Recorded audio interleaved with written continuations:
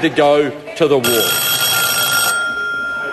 Aaron Gilmore. Mr Speaker, it's always a pleasure to follow what I understand is the Labor Party campaign manager, given he spends more of his time cycling, talking about what's going on every other place in New Zealand, but not focus on the Labor Party campaign. In fact, Mr Speaker, only today, the listeners put out this great double-page spread looking at the wonderful candidates for leadership in the Labor Party, and they're all posing. Mr Shearer's there, no Mr Mallard, but the two Camp Davids are there and Mr Jones is there. I want to touch on, Mr Speaker, just one of those things about the great Mr Jones. And all we've heard from the Labor Party in this debate is about the Rugby World Cup.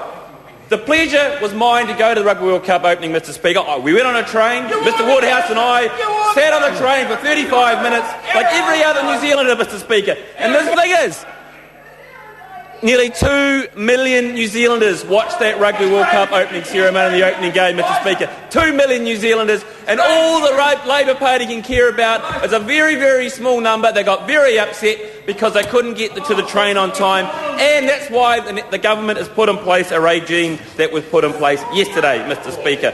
You see, Mr Speaker, the Labor Party are worried not about the many, they're worried about the few. They're worried about the things that put them at 7% in the polls, Mr Speaker.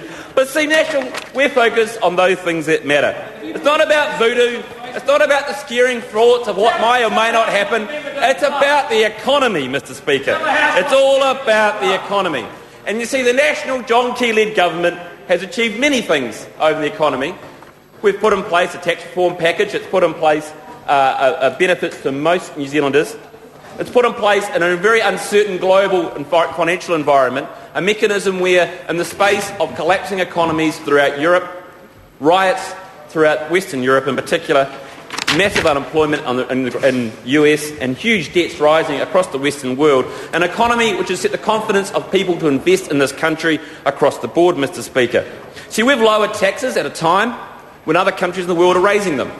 We've put in place a regime where our debt track is lower than other countries have going forward. And it will remain that so we can maintain a credit rating which will be the envy of the Western world for years to come. That means mortgage rates for those mums and dads out there will be lower than most other countries in the Western world, Mr Speaker. See, jobs are increasing. Labor doesn't like talking about the real jobs in the real economy, whether it's in Canterbury and the rebuilding of my fine city or in other parts of the real economy. It's not about bureaucrats. It's about real jobs, Mr Speaker. Labor seems to be focused on the absolute minutiae of things that don't care. You see, we've moved people from the offices in the medical areas, from the offices to the operating theatres, Mr Speaker. And those things are many things that the New Zealanders actually care about, as shown by the reaction of the people out there, Mr Speaker. Unlike Mr Mallard over there, see, New Zealanders actually care about these things that the John Key-led government is putting in place, not about the things that Mr Mallard seems to be care about, or the Labor Party, Mr Speaker. We've already spent over $1 billion rebuilding my fair province in Canterbury, Mr Speaker, and many more billions are yet to come. And I actually have enjoyed in some of the debate and discussions I've had with even the colleagues from across the other side of the House, and we have agreed from time to time on some of those things that are required to rebuild our fair city, Mr Speaker. And I think that is a good thing. You see, we are building our city and our province, and the people actually agree with us in spades. It was a pleasure to go to the opening of some of the most big step forward to the rebuilding of my fair province in recent days. My own high school, Shirley Boys High, had its first day tomorrow on its campus, and it's a very important thing for the largest high school for boys in the South Island, Mr Speaker. The biggest shopping mall on my side of town, the Palms, opened last Thursday, so people can go get their cake and their coffee and buy their flowers and have a good time with their friends and family, Mr Speaker. And you see, Mr Speaker, the national government has put in place a wonderful thing, which is the National Infrastructure Plan, which only 4 years ago had its genesis in a small group of National Party activists, and has seen that being implemented over the last 3 years and will continue to be implemented through the National Government's Investment Plan, which is the first ever such plan seen in New Zealand. It will see over $100 billion spent on those things that Kiwis up and down the country really care about, Mr Speaker: hospitals, schools, roads, and those things that drive the economy, Mr Speaker. You see, despite all that, we still have some challenges, Mr Speaker. My mum and dad, in their house in Parklands, still cannot have a functioning toilet.